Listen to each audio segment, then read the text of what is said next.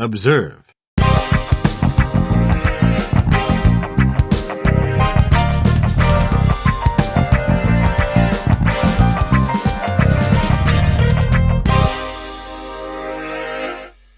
Hello, everyone, and welcome to episode 5 of the Observe and Rapport show. We're on different sides of the room right now. Yeah.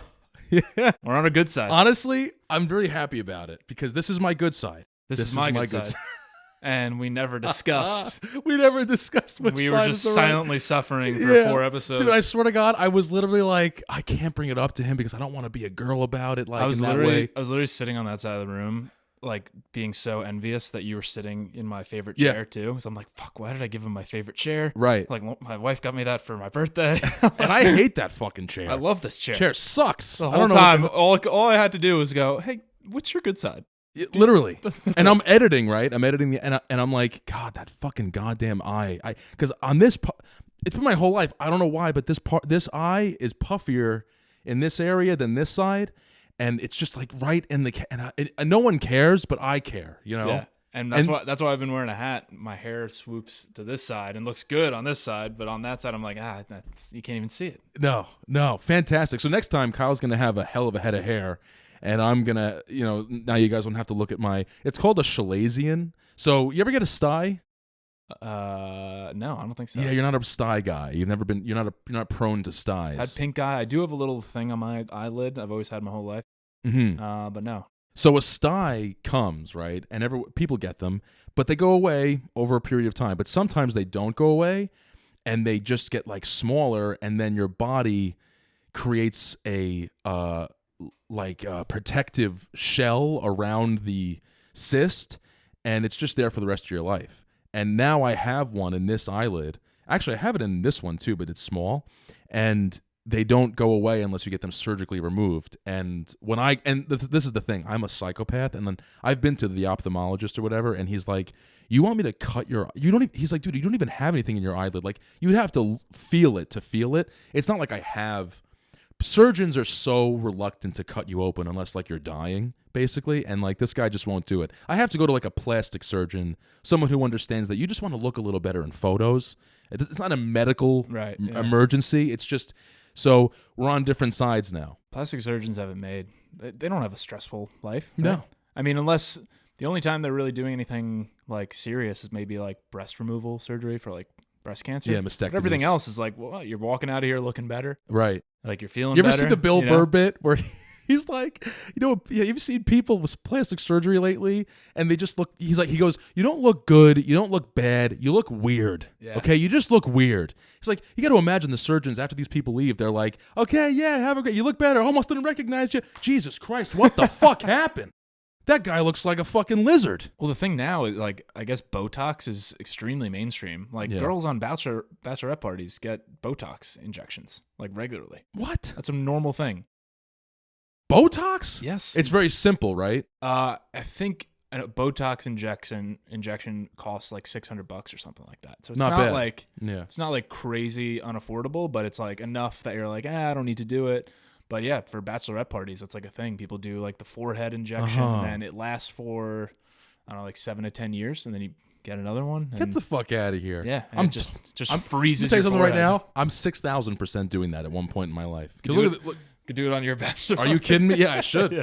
Dude, I got all kinds of problems. But it's not because, we're Irish, but like, it's also like, I think I'm just very like I just talk a lot with my face, and I got wrinkles over the years from that. I think I'm always, eyebrows and smiling and yelling, whereas you're more like, you're kind of right here a lot. Yeah. And that kept you solid. Gotta stay. Yeah, you ever see those people cool. like they like Posh Spice? Remember Posh Spice from the Spice Girls? Yeah. She never would smile or frown She's or gonna get look excited. great until she's like 90. And she looks the same. Yeah. See Ginger? Ooh, my God.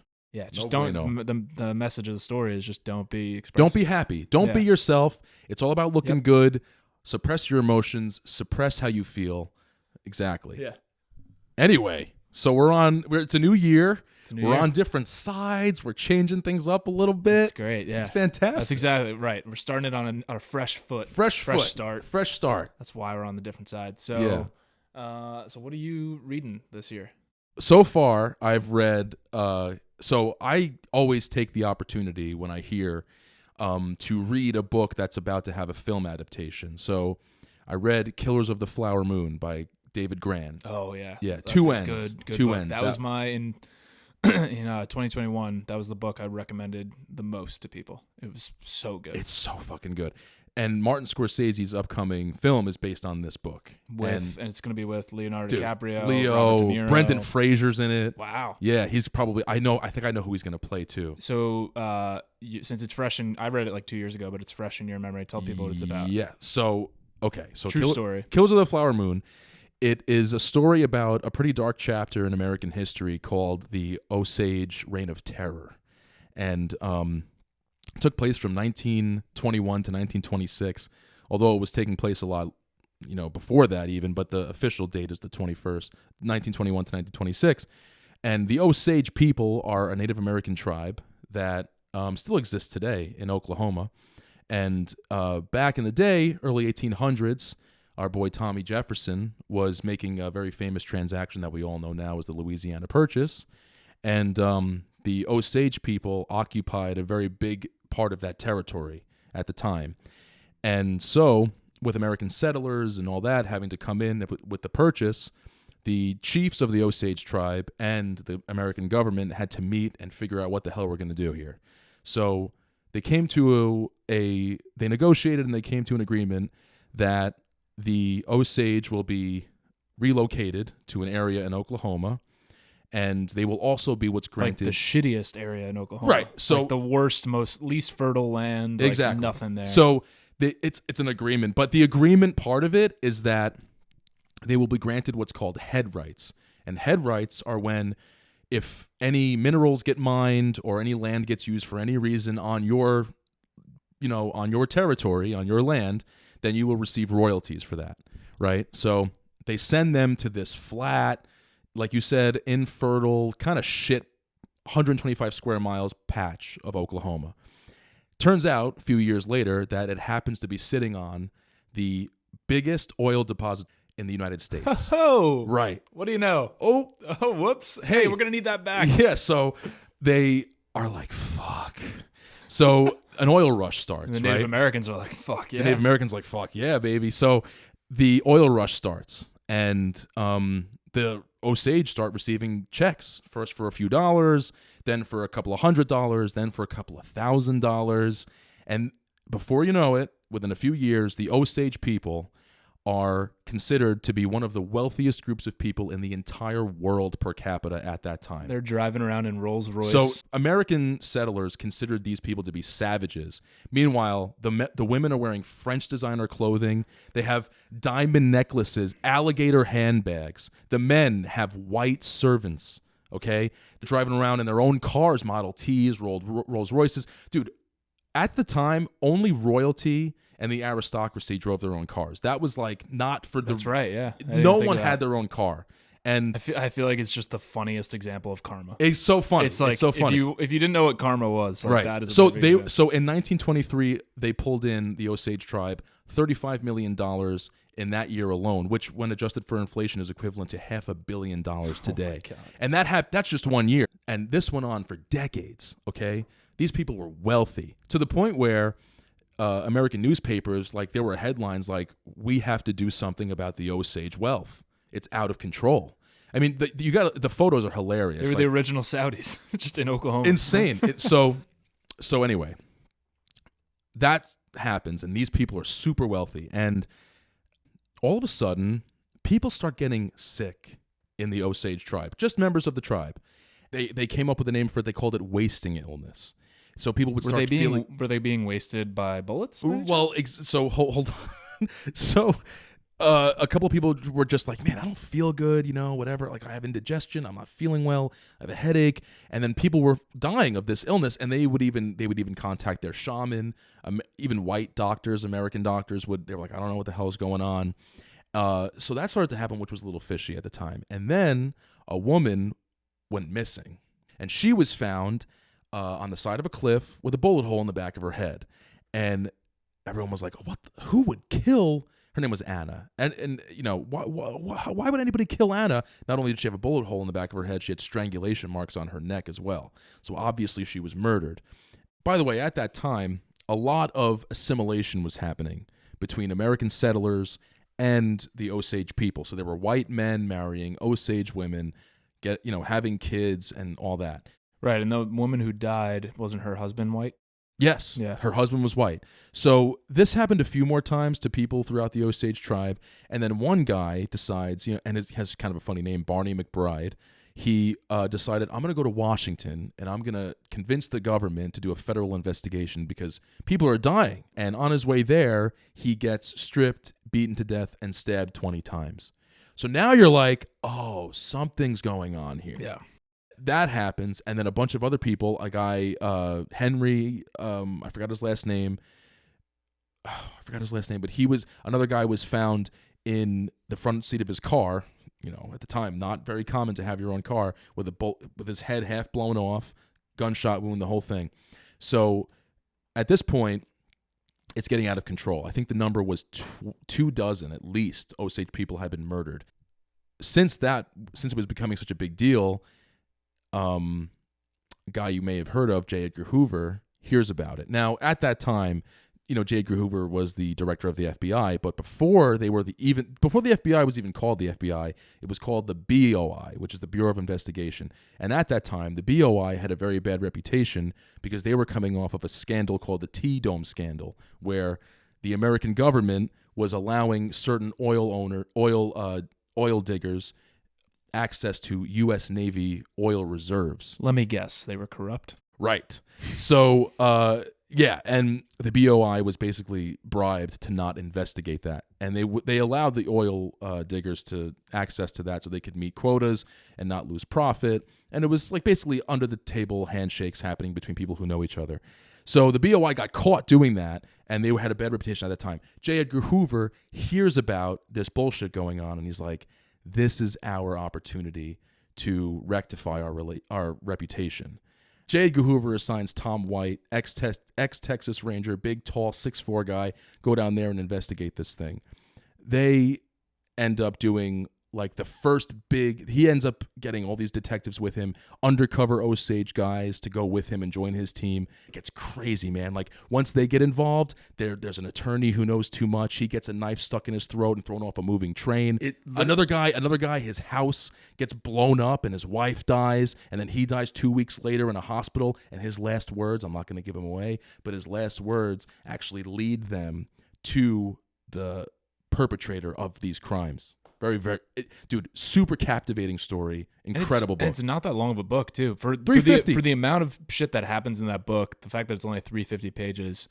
And I'm also curious because, like, yes, the movie that's coming out is Scorsese, De Niro, Leo. Like, the expectations are going to be really high. Yeah. But it's like, can that movie can it do it justice? I imagine it will be a really good movie. Yeah. Right? But like it's just like you said, you just talked for 10 minutes about all the intricate details about it, and like that's what makes it so interesting. When you read the book, you're just like, every time you flip the page, you're like, and what? Yes. Like no way. Like it sounds because fake. There's so many people who have to do with it. And I'm almost like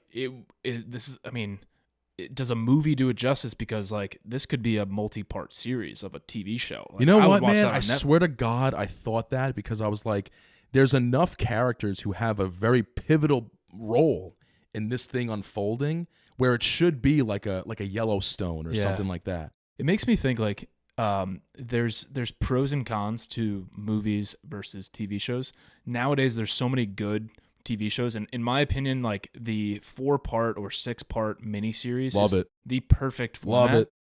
At the same time, like a movie is really good at just compressing, so like it does do a good job at it. Like in the back of your mind, they're cutting corners in the story in some way, right? So like that's why a movie to me is always a movie based on true events. It's never gonna do as much justice as a 4-part, 6-part, 8-part docu-series or drama series. Yeah. Well, maybe Scorsese, like he's known, his movies aren't like an hour and a half. Like they're usually 2:45, maybe even 3 hours. So hopefully, because like, dude, let me tell you something right now. The Irishman sucked balls. Yeah, I didn't Okay, watch it. sucked balls, Kyle. Yeah. Terrible fucking movie. I'm the type. Bad. I'm the type. I wait for reactions of enough people, Bro, to watch it. It was before I so watch it. and it was bad because the story is like whatever, dude. The guy was in the mob. He killed people for the mob. How, like, that doesn't take 3 hours to tell the story. And like, there's a lot of just bullshit ass scenes. I hope Scorsese uses his ability to do such a thing, lengthy movies like that, but like Casino, Goodfellas, long movies but interesting the entire time. And this fucking plot, well, not plot, it really happened. This story is so full and rich of details that I hope that he can do it justice. I just hope he does it right. You know, it also made me think of, because it's such an unbelievably juicy story, that I'm like, thank God this author went down this rabbit hole, because he had to do a ton of research to find all the details of the story. Yeah. And you're just like, how many stories like this have occurred in real life and have just been untold because either one, there's been so many cover-ups that like it's just like an endless trail that you can't find, right? Or two, there's just no one willing to like go down that rabbit hole and write about it, because it's going to take like 20 years to write. No, it's so true, because, and by the way, his name's David Grann. Two N's. And I don't know what other books he's done, if any. But he's a journalist, really. That's the thing, is like, he's not really just like a writer. So journalists, that's their job, to dig deep and whatever. So I'm sure he dig deep, and he was like, damn, this is a book. Yeah, like the big guy now is Patrick Radden Keefe. I think that's his name. He's a journalist as well. He did a book on the Troubles in Ireland, in Northern Ireland. Cool. That I loved, called I can't remember the name of the book, but you can Google Patrick Radden Keefe Irish Troubles. And he also did a book on the Sackler family. Oh, no shit. The pharmaceutical family who basically started the opioid crisis. I haven't read that one, but I've heard so many good things about it. And he's the same way. He's just a journalist who, it's essentially like reading a really, really long, like investigative, New York Times or Wall Street Journal article about like some juicy headline. So those types of stories for me, like, people love fiction, and people, say, Kyle, you got to read more fiction. But I'm just like, I'm so fascinated by shit that happens in real life that you're just like, I can't even believe that people are capable of this. Like, I want to keep reading more about, like, because I'm fascinated with what humans are capable of. Totally. And the thing that got me is that people always, and this reminded me, and this has always been a big pet peeve of mine, people say that American history, because it's such a young country, there's not much. Dude, I'm telling you, so much has happened in just the short amount of time that we've been a country. Like, I never knew that there were rich Native American, like beyond rich, like this level, Elon Musk, Jeff Bezos, like that level of wealth back in the 20s, Native Americans. I didn't know that. Like, 99.9% of Americans have never heard the Osage story Indians at all. Exactly. The Osage Indians, and the country was against them. Like, there were headlines like, we need to do something about these people. They're way too wealthy. Can you imagine like being a person like, dude, like, they're coming for us. And then they do. Not the government, but like someone does. And your brother dies. Your sister gets poisoned. Like, it's literal oppression. It's racism, prejudice, the whole thing. And it was real. And like, obviously everyone knows America's got a dark history like that. But from 1921 to 1926, it's a very dark chapter in the middle country. No one knows about it. Well, it's very similar to the story of what was the Black Wall Street back in oh, yes. Was that Tulsa, Oklahoma? Yes. I think it was, right? That's exactly Same right. thing. Like, whoever did it, I don't know enough about the story, but like that, I'm sure there's a book about it I would love to read. But basically, they burned down this successful, what they called the Wall Street of African Americans in the South. Yeah. Because they were succeeding and doing really well, because they just did business with themselves and closed off from white people, and it was burned down. So and you also realize too from this story that a lot of inheritance laws were put in place because of this incident. So a lot of, like, there are to this day, there are plots and plans that people have. I'm going to marry this person and then collect all of their inheritance. I'm going to have them killed like silently. Like a lot of laws were put in place because like you don't realize like that didn't happen because some rich white person married some other rich white person, and like it was actually white people, poor white people marrying rich Native Americans that caused those laws to get made. And that's why I love reading history now as an adult, because there's a great quote, I don't know who said it, but history is written by the victors. Right. So everything you learn in elementary school, it's like, yeah, you're learning these rote memory facts about Thomas Jefferson was born in what, Yeah. He was like, like, and it's like, and then we signed a deal we did the Louisiana Purchase. That's all you hear. And everyone knows the Louisiana Purchase. No one even knows. No one knows a fucking thing about it. You just skip over that. You skip over like the gold rush. You cover it in like a day. Mm-hmm. But then when you actually read these stories and you hear, dude, it's super. Not that it's not even revisionist history. It's just like you're actually hearing accounts from people who were there, and you're like, that's nothing like what I learned in school at all. And the Osage people, they speak. By the way, 700 BC they had been around. That's when like the earliest. Wow, dude, ancient tribe. I have kicks of like Native American. Well, I'll read a few in a row. Like the other good one was Empire of the Summer Moon. That's really the next one I got to read. That's a really good one. I would recommend maybe doing an audiobook for that one. Why? Because it's told like a tale, sort of. Oh, okay. So it's like an orated, like an oral story. Yeah, it's a cool book book around about a campfire kind of thing. Yeah, that's a cool story to read. There's another one. It's a fiction, but it's called it's by Cormac McCarthy, called Blood Meridian. It's considered a classic literature book. Cormac McCarthy is like a really well-known fiction writer. I read it just because I'd heard his name so many times, but personally, I wasn't a huge fan of it. It was a little too convoluted in the writing, but what he does write about is just, I think which is true, and it's not covered enough in when we talk about, European settlers and Native Americans. We talk about the oppression of European settlers onto Native Americans. What we don't talk about enough is, the Native Americans were also like savages in terms of like the shit that they did. Right. Back. Right. And not all of it was kumbaya. Not all of it was around provoked, the campfire. They weren't just innocent, and then they got everything taken over. So I think that's also an is that the Comanches? I've heard that they were Comanches. That's Empire of the Summer Moon. Particularly violent tribe, right? Cannibals, the whole thing. Most of them were very, very violent. When the chiefs would go to meet with the government, the officials, the president, even there's pictures of the presidents with their chiefs. They would bring warriors with them, and a lot of the time, and there's an account, I forget who, it's a president, but it wasn't Thomas Jefferson, it was after him, and he says the warriors of the Osage tribe are average 6'4", and they wear barely, imagine a guy wearing nothing but cloth over his private parts, standing in the White House, 6'4", beast, jacked, tatted up, Native, like just all decked out, bow and arrow, ready to rock. And they're like, these people are not to be fucked with. Like the deals that they made, like the head rights, all that shit, it was out of intimidation that we gave, like not we, but like they gave them that because dude, these people, like not to call them savages, but they were not to be fucked. They were not to be fucked with.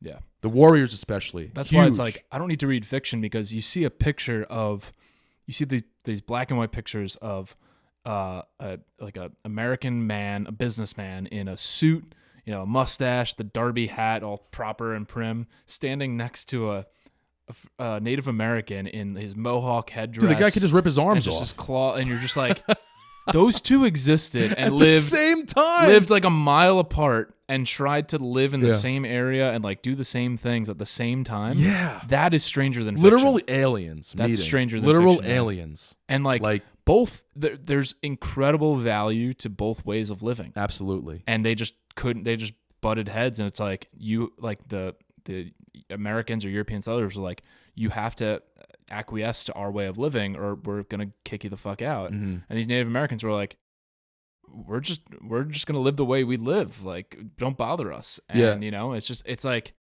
it's a tale as old as time, which is almost every war is fought over land and resources. And that's exactly really what it was. comes down to. And that's when it's just like you talk about any story in history of oppression, most of the time it has to do with land and resources.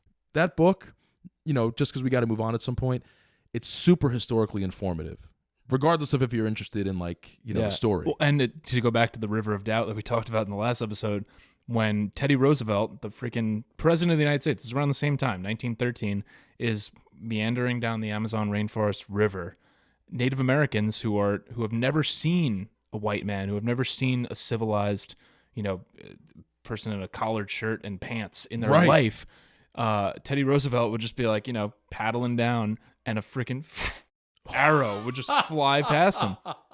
Because, dude, that's a movie right dude, there. Like that happened in real life. That's hilarious. A former U.S. president, one of the greatest men to ever live, right, is just paddling his canoe down the Amazon rainforest, and an arrow.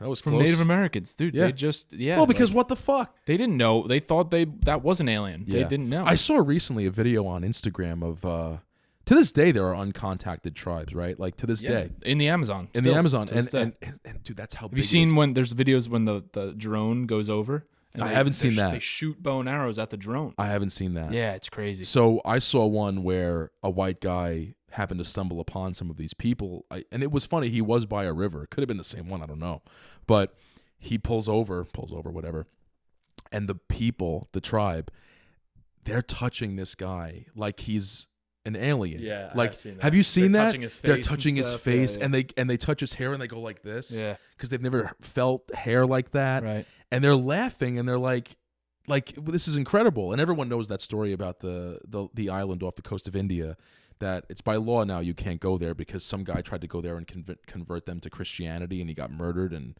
burned alive and eaten or whatever. But there's also one where there was a plane crash nearby, like a very small plane crashed, and they built a plane out of wood and leaves because they think it's like a message from the gods. Oh wow! Have you ever seen that? No. Dude, I don't have, obviously we should post a link or something one, yeah. because dude, they bow to it and they go to, We'll link it in the show notes. yeah, whatever, literally though. And like they go to a mountain where they saw it come down and they pray to it to this day because to them it was like, a mythological creature that crashed into. It's almost like Lost. Like, yeah, but no one survived. So like, yeah. Anyway, what are you reading, Kyle? So I've read a bunch of books. So I've read right now. I'm reading the other David Goggins book, which, it's the same. Hilarious. Can we just say that your dad bought you the clean the version, PG version? Yeah. So he's like, get your frickin' butt out of bed and get your frickin' butt on the track and run. Stay hard, mother fricker. I don't give a shoot what you're doing. What the fruit are you doing sitting around? Yeah. So wait, did you actually read that at all? No, Like, I bought oh my the God, real that's version. so I was like, funny. half of the point of reading David Goggins is his cursing and like the way he talks. Dog, It's like, dang it. you don't fucking know me, son. Right. So yeah.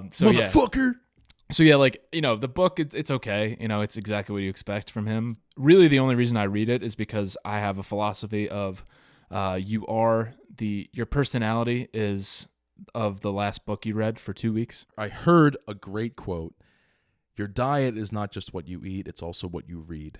Ooh. Love that. Your mental diet. Yes. Yeah, so for me, your personality is... For 2 weeks, your personality is whatever book you're reading. That's right? true.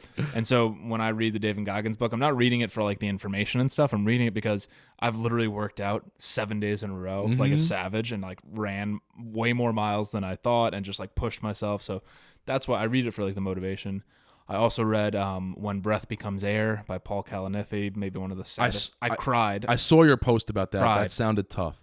Cried. He's a neurosurgeon who got diagnosed with stage 4 lung cancer. He was also an aspiring writer, and in his last 4 months of living, him and his wife decided to have a baby boy. Wait.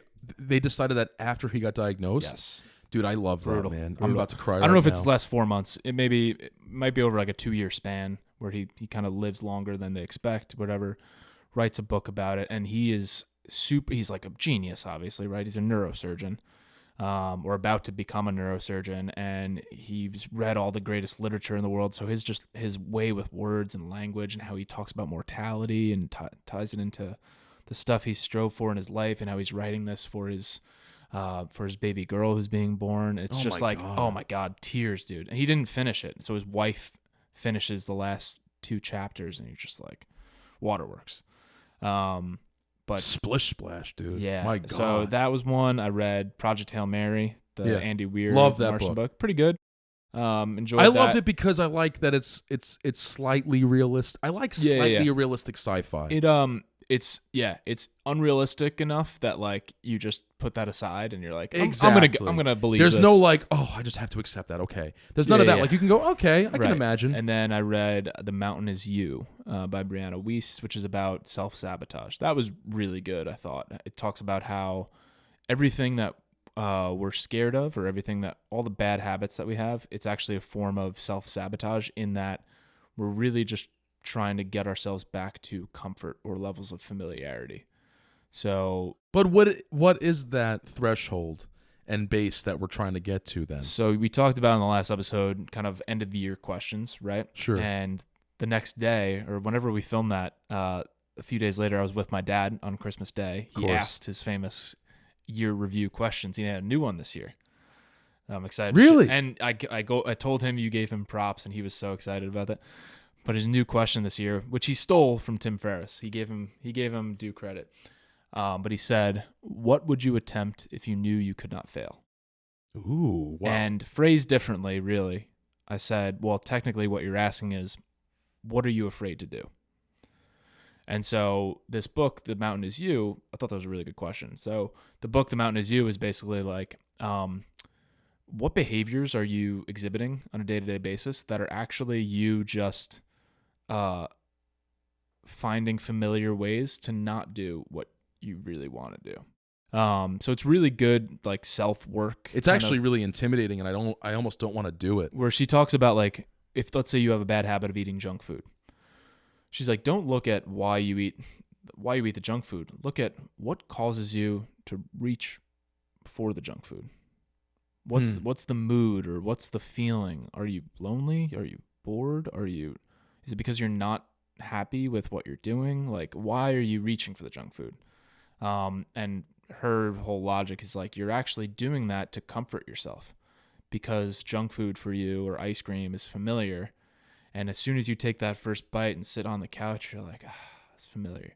You don't have to put yourself out there and be uncomfortable and face what you're actually hiding. Mm-hmm. Because when you're doing the junk food, or whatever bad habit you have, drinking, whatever, you're hiding something. And she's like, well, what are you trying to avoid, kind of? And that brought me back to my dad's question of, what would you attempt if you could not fail?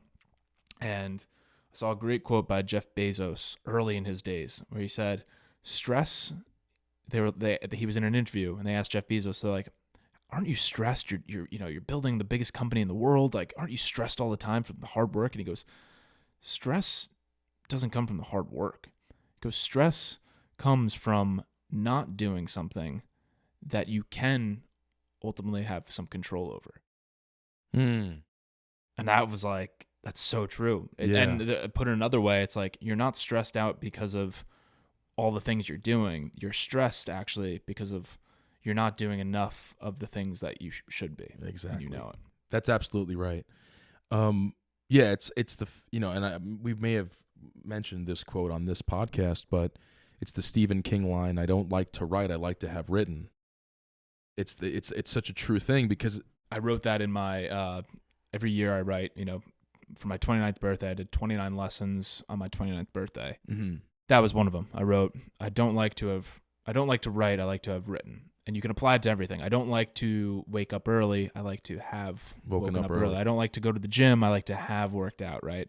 And that was the thing, the one, I wrote 29 lessons. That was the one that the most people said that flipped the switch. Well, because, and you know what, I actually really like the way your father worded it, because I believe it matters to word it that way, particularly because, it brings into the conversation your dream, if I can use that, very broad word, but it alleviates you of the failure of like, and the worry and the circumstances. It just breaks it down to what you want to do. And did you answer that question?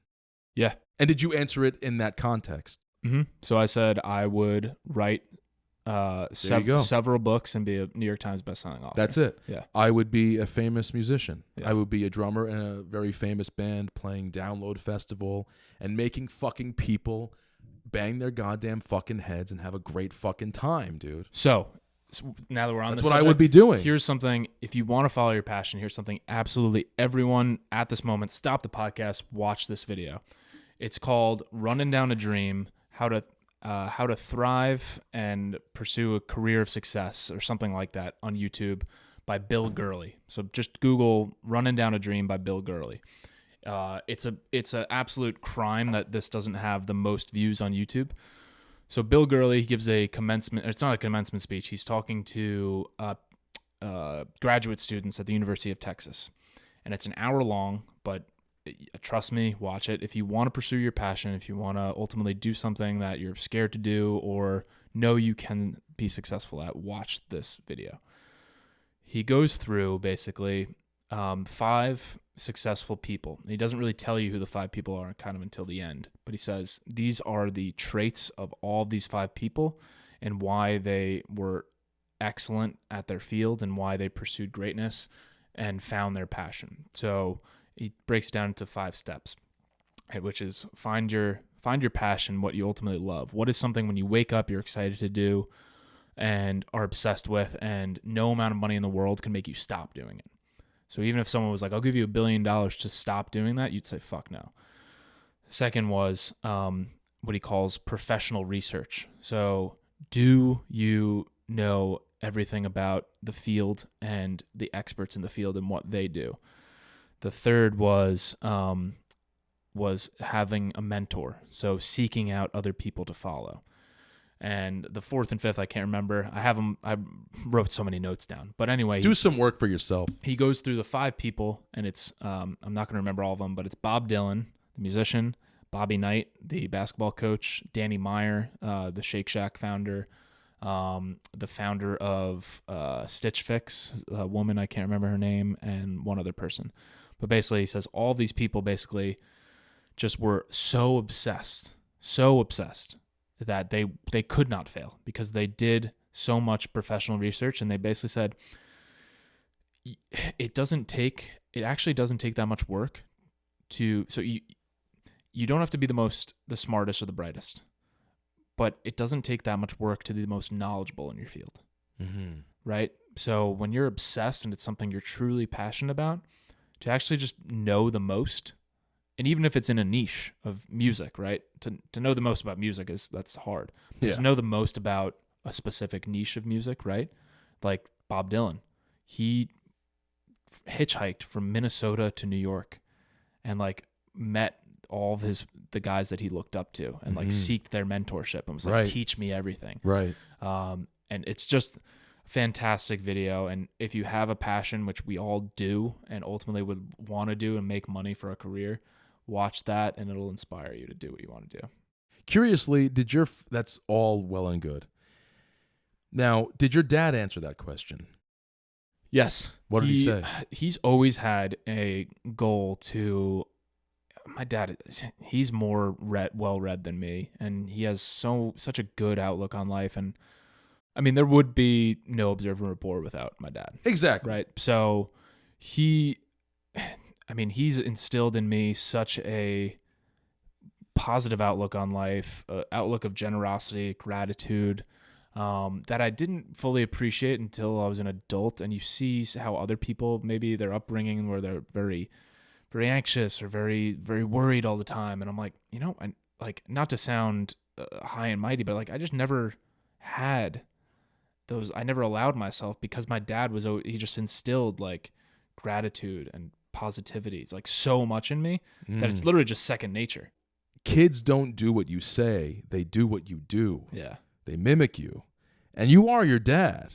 And so is Tommy. And so is everybody else. And like, it's not that he instilled it really, but Right. not with words. I mean, Yeah, verbally. he never tried to. He was force it, just right? who he was, Right. and you had nothing else to base yourself off of.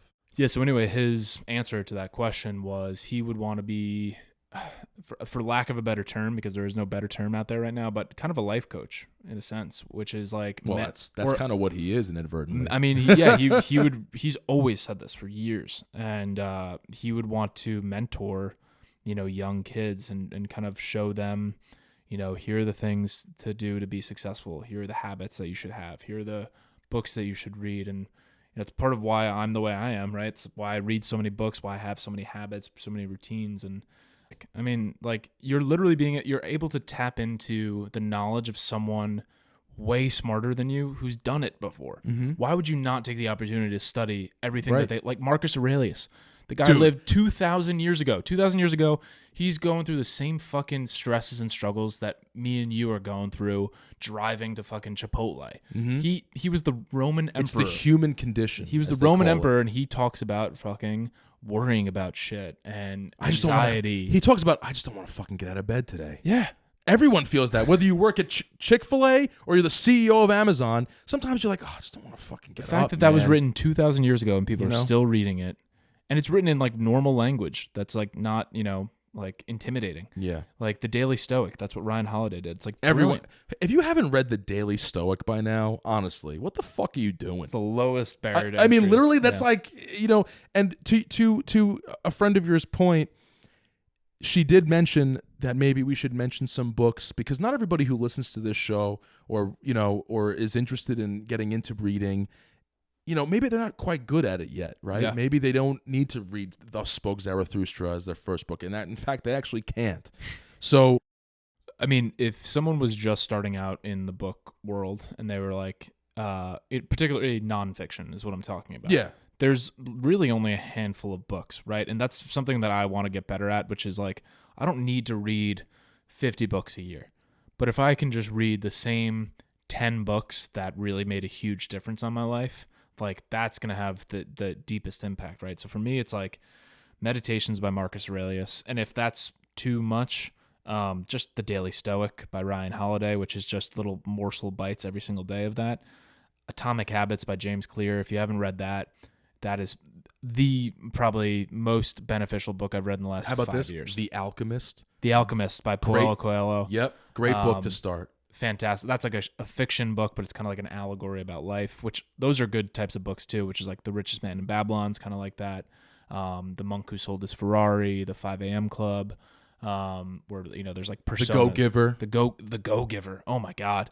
Joe Brennan. That's one. I literally for Christmas I was like, Dad, where's our copy of The Go-Giver? And we didn't have one. I don't have one here. He didn't have one at the house. Can I tell you something? I think I might have it. You might have it. I'll check the bookshelf. So my dad gave me that book, The Go-Giver. It's maybe 150 pages. I read that. He gave it to me at. I read it during a shift at work. That's how short it is. Yeah, he gave it to me when I was like 20 years old at 8:00 at night.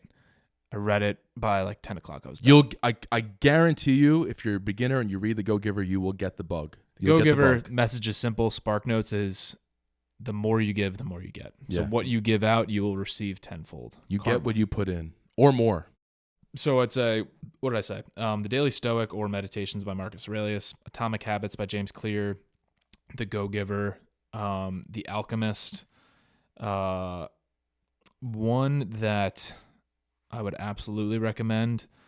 For me, it was The Power of Your Subconscious Mind. Some people don't like that book just because it's written in a little ancient language, but some form of self-help book. And the number one biggest thing that really launched my passion into books and Observe Rapport, How to Win Friends and Influence People by Dale Carnegie. Yeah. Very popular. That book, it's very. I keep seeing it, man, everywhere. Everyone loves that book. It's very cliche. It was written in like 1926 or something, right? I know. But still, it's not like it doesn't matter. It is just like the bare bones, just like how to live your life, be successful, in really short, just succinct language. And that one for me changed the most. And like it always brings me back to, I think Warren Buffett said, the best investment and the best money he ever spent in his life. And this is Warren Buffett, the greatest investor to ever live. He said, the best investment I've ever made in my life was a public speaking class by Dale Carnegie, who wrote No How to Win shit. Friends and Influence People. So to go back to your thing, which is like, it sounds cliche, but it's like the greatest investment you can make is in yourself. Mm-hmm. It's cliche, but there's another cliche, which is listen to the cliches. They're a cliche for a reason. Exactly. Right? So invest in yourself. I can undoubtedly say, I call it compound knowledge, which is, I've been reading since I was, 12 years old. And, when I was 22, I was still an idiot. When I was 27, I was still an idiot. But now I'm 30, and that compound knowledge is starting to hockey stick up, where I'm making connections from books I read 12 years ago. And all these books, the accumulation of knowledge and just gathering wisdom, professional research, which Bill Gurley calls it, it's so important because you can make decisions way quicker. You don't worry as much. You know how the human psyche works. You know how things are able to be, decided on, basically. Yeah.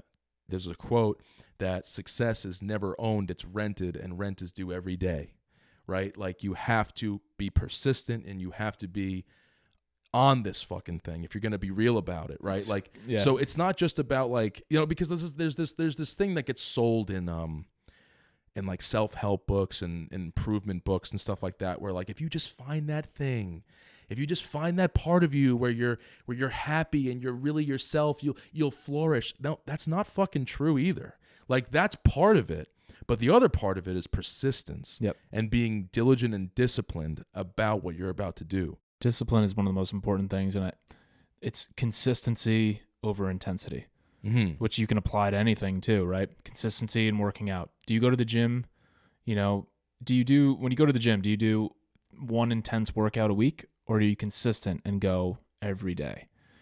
When you say, I'm going to write a book, or do you have, one day where you write 15 pages, or are you consistent in writing 1 page every day? Consistency over intensity is so important. And I just started listening to the Founders podcast, my new favorite podcast. This guy, David Senra, what he does, he's just made it his full-time career. He just reads biographies of all the greatest entrepreneurs, greatest founders, and including athletes, musicians, filmmakers. And he just distills their biographies and their life experience down to an hour podcast. And then he ties it all together. He talks about Michael Jordan loved practice more than any other person. Like Andrew Carnegie just read books more than any other person. The guy who founded Polaroid, Edwin Land, he went to the New York Public Library and read every single book in the New York Public Library about lights. They were obsessed. And it's all the work that you do. Persistence. It's the work that you do that no one sees, right? And it's like, how can you compete with Michael Jordan when he likes practicing more than actually playing the game? Yeah, fuck the game, Yeah. The more you read about some of the most successful people, the more you realize it's like it wasn't just something that they were like good at. It was something that they were obsessed with and like would do it, had the discipline, even if they didn't want to. They had the discipline to do it every single day, do the fundamentals, do the research, go overboard sometimes. And yeah, you try to maintain some semblance of balance in your life, right? But like ultimately, that is what you were born to do. That's what you live to do. And you couldn't have it any other way. So yeah, I mean, the consistency part is key, and that's why I think everyone should watch the Running on a Dream by Bill Gurley on YouTube. Read Killers of the Flower Moon. Anything else people should be consuming? The books, read the books that we recommended. Well, also, just because we're on the subject of Killers of the Flower Moon, it's about to turn into a movie, and also so is Project Hail Mary with I think Ryan Gosling is playing the main astronaut in the movie. He just played Neil Armstrong in another movie. Now he's getting into the sci-fi realm. I think he's trying to dip his feet. Hey, he's good. I think he's right. I'm not mad at it. It's handsome. But listen, Project Hail Mary is becoming a movie. Killers of the Flower Moon is becoming a movie. They're worth reading if you're interested in like comparing the two things. So yeah, but if you want to watch a movie, you don't want to read a book, don't listen to the podcast. Exactly. Who cares? Well, anyway, folks, it was great to see you. Happy New Year. Happy New Year. Love you. Thanks. Love for you listening. very much. Thanks for listening, and we'll see you next time.